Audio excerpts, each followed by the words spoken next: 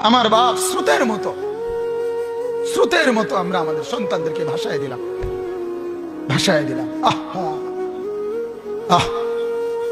চোখের পানির বড় দাম বাজান, আল্লাহর কসম, মুখের হাসির চাইতে চোখের পানির বড় দাম।